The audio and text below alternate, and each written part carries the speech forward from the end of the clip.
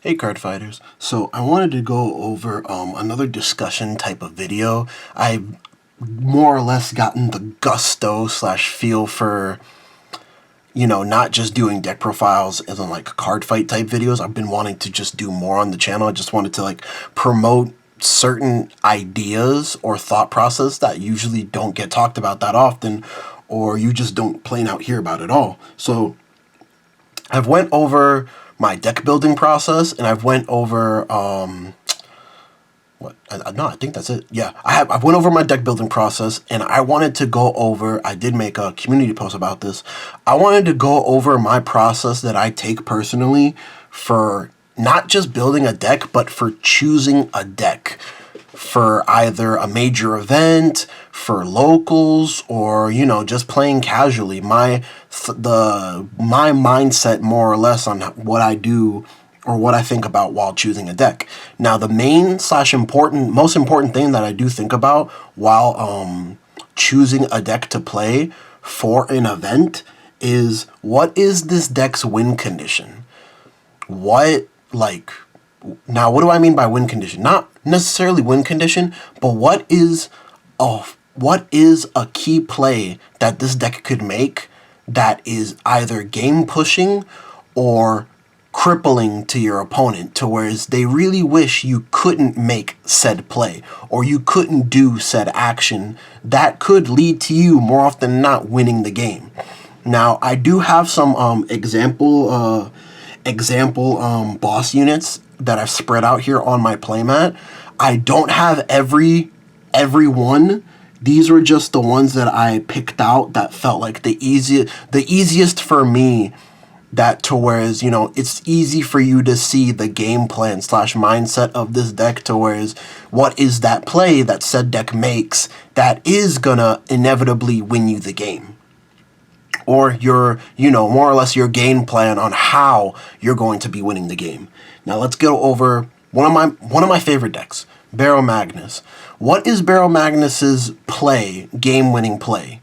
Baromagnus's game-winning play is basically sucking up your opponent's board into their soul, swinging with plus 10k and a crit, and creating generally maximum 5 attacks a turn.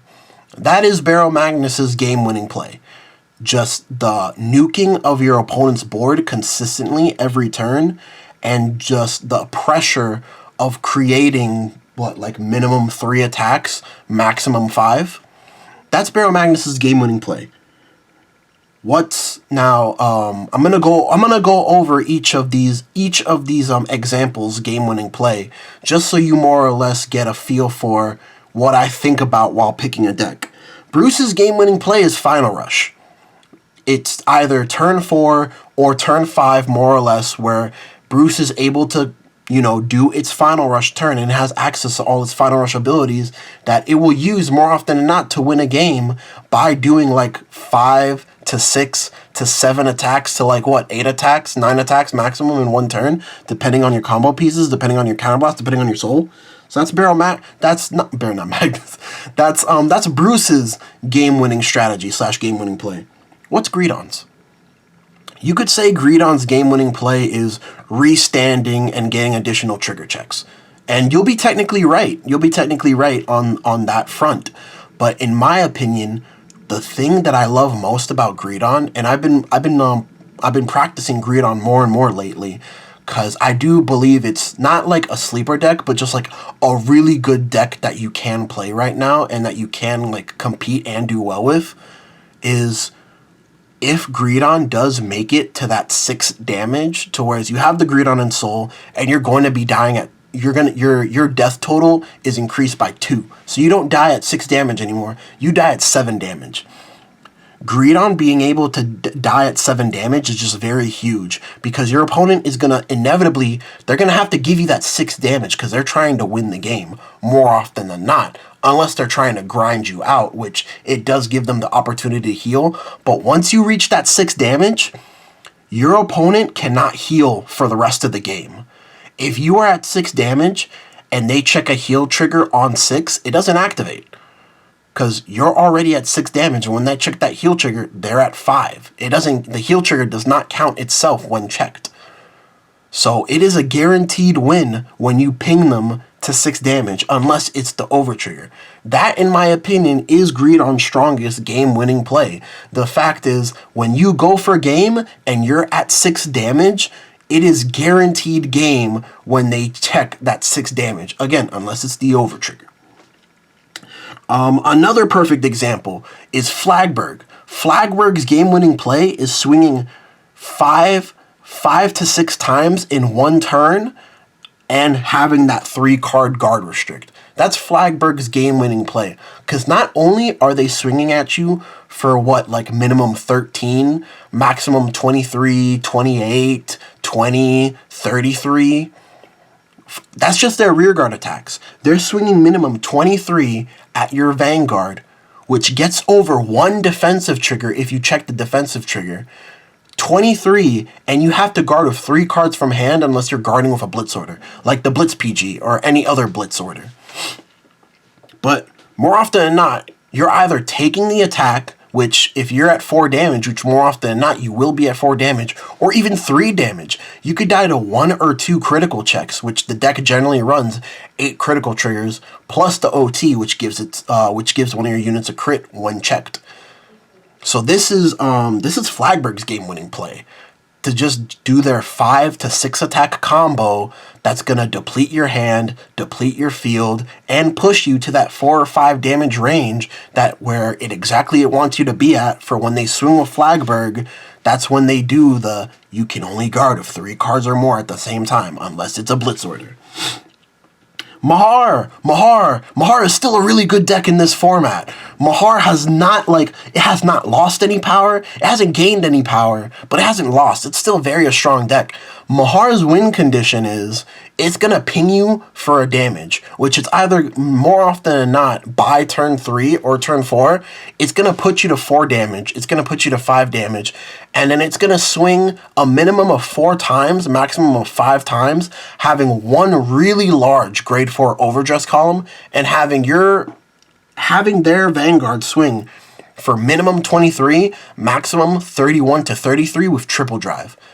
Now, this deck's winning image / nasty play that it can do to win the game, or can win the game, that's very pressuring, is they're swinging 23, 31, and then they're swinging 23, 31 with their Vanguard, restands their rear guard, which is going to be a very massive number that you're either going to take or PG, which more often than not, if you're saving their PG for their really big rear guard, more often than not, you're going to have to either 3 to pass, 1 to pass, or 2 to pass your Vanguard, which is exactly what they want, because since they do have access to triple drive, they are more likely to check the single trigger they need to win the game, the double trigger they need to win the game, or even sometimes triple trigger, because they do deck thin and they do draw a lot of cards.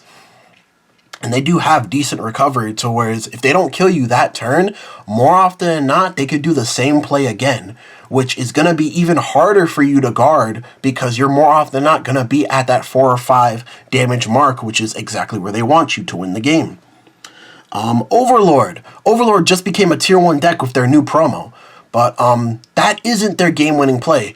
Overlord's game-winning play is restanding with their Vanguard, because they're with the end.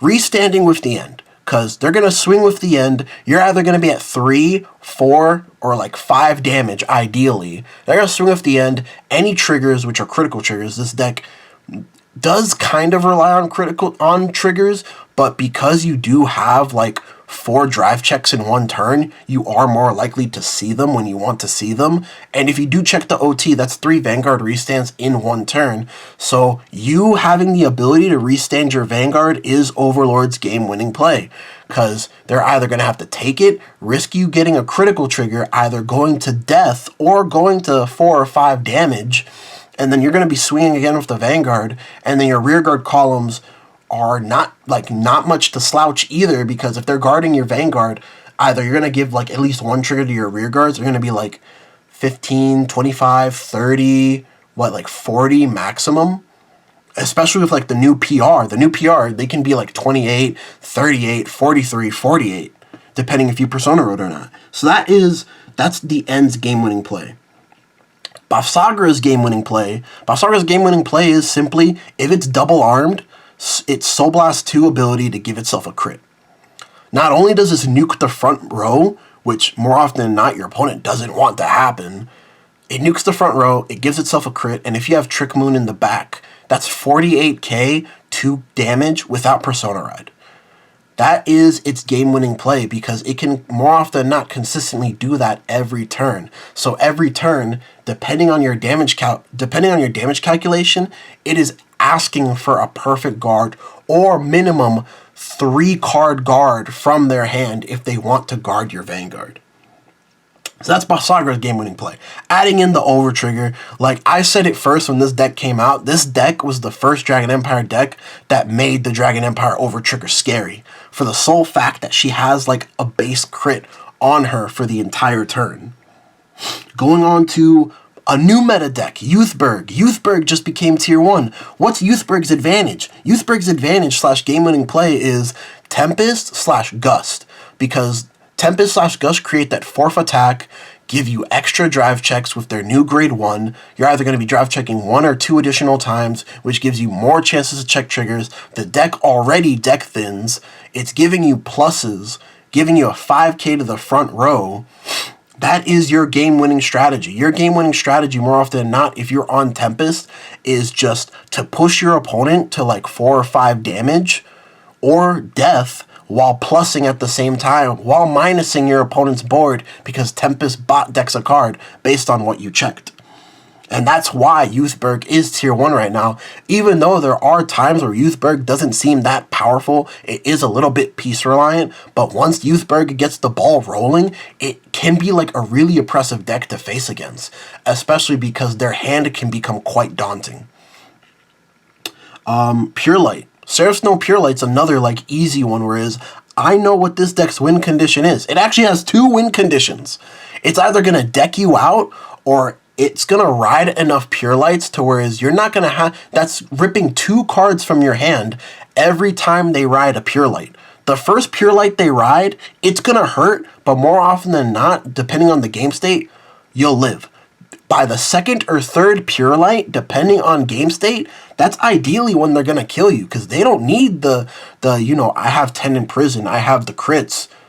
Just by crippling your guard value, by crippling your combo pieces, they're just going to win that way, because they can deck thin, they can draw cards, they can get rid of your key units, your interceptors, to whereas this is just like more or less like a grindy deck, to whereas they're either going to deck you out or they're just going to ride enough Pure Lights to whereas your hand size is belittled enough that they're just going to beat you with Triple Drive. Because Triple Drive's a busted mechanic, and that's why they're not supporting Great Fourth anymore. Gravidia is another beautiful example to whereas their game-winning play is pop 5 meteors and doubling their triggers while nuking your board. Easy. Ava, another easy. What is their game-winning play? Their game-winning play is they can make 4 attacks in a turn and calling a rear guard that has +1 crit. That's Eva's game-winning play. Also, by deck thinning their deck, giving themselves more opportunities to check offensive triggers, which they only run fronts and crits more often than not. So each trigger they check, you don't want them to check that trigger more often than not.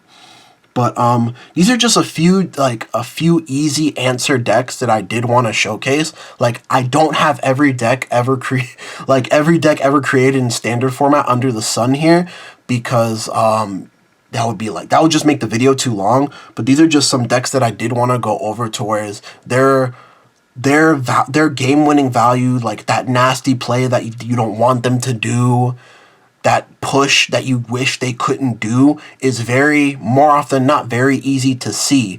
And this is what I'm thinking about while I'm picking a deck for any tournament, a competitive tournament, a locals tournament, a casual. Or more often than not, if I'm playing casually, I just kind of like want to do something cool and stupid. But this is what I'm thinking about more often than not. Like, what is that one button that I can push in this deck, whether I'm in a pinch or not, that can win me the game? What is my deck's game-winning play? That's the first thing I think about. And then I go down, and then it trickles down from there, like, okay, what advantages can I get from this deck? How many attacks can this deck make? How powerful are my columns? Do I gain crits? Do I restand my Vanguard? Do I have restanding rear guards? Can I superior call rear guards to, like, you know, get multiple attacks? That's what I'm thinking about while building a deck, and, like, you know, like building a deck while picking a deck. And you know, and of course you're going to be thinking about the metagame at the time if you are playing competitively. How does it stack up against the tier 1 decks?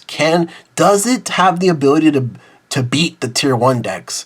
And does it have any matchups that it just straight auto loses to? So, like, an easy one that like if I'm picking a deck for like a major event, an easy one that I can immediately cross off my list, even though it's like a very strong deck, is I could easily cross Greedon off my list.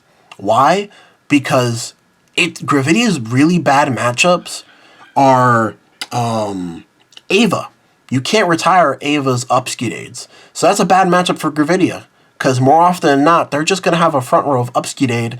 Maybe you'll get like 1 retire off, or like 2 maximum in a turn if they like committed a little bit more because they wanted to push you. But more often than not, they're just going to have the 2 Upskidades in the front row that you can't retire. You're not going to get the retire value off of your meteor pops. Sure, you'll get the double trigger, but they're able to like basically at will search PGs off of Ava's ability. So that's just like a very like this like unagreeable matchup slash not unwinnable, but like a really bad matchup for you. So I would cross immediately I would cross Greedon off my list. That I wouldn't want to pick Greedon because of that. Another like deck that you could cross off your list is what's another deck like? Well, that was an easy example. What's another one like? I guess like if you want a deck that doesn't lose to rush, you could easily cross off. You could possibly cross off Baromagnus. It breaks my heart, but Baromagnus does not like to be rushed. Like, it could very easily lose the game because it was rushed. Like, sure, you'll get to do your 15 soul turn, but more often than not, if they're able to survive that first 15 soul turn, you lose on the following turn. So Baromagnus is another deck like, oh, if like you know there's a lot of people that are rushing, or like rush is the format, you could take Baromagnus off your list. Another deck that really doesn't like rush is technically like Mahar. You could say, excuse me. You could say Mahar doesn't like rush, so you could like, so whatever you're preparing for, whatever event you're preparing for, whatever tournament you're preparing for, like you gotta think of these things of what I'm going to pick. You also have to think about what's more comfortable for you.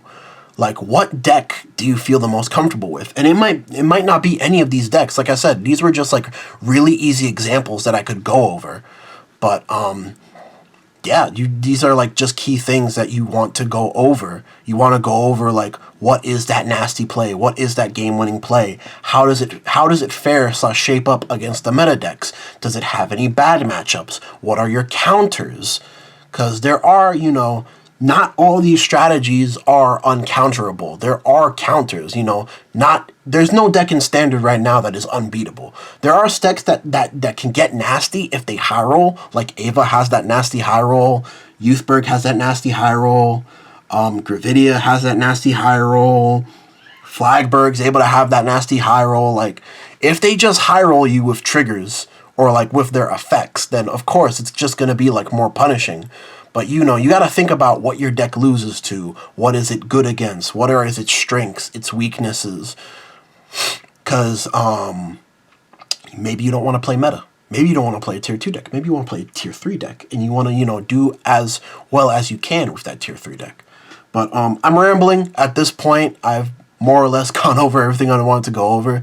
So don't forget to like, comment, and subscribe. Tell me what you thought about the video down below. I know I just like kept repeating / saying the same things, but I really just wanted to like hammer it in and like give off these key examples. Maybe I gave off too many examples, but I did want to give off these key examples of, you know, decks that like that first come to mind, or like abilities that first come to mind when I'm choosing a deck for a competitive event. But anyways, guys, later.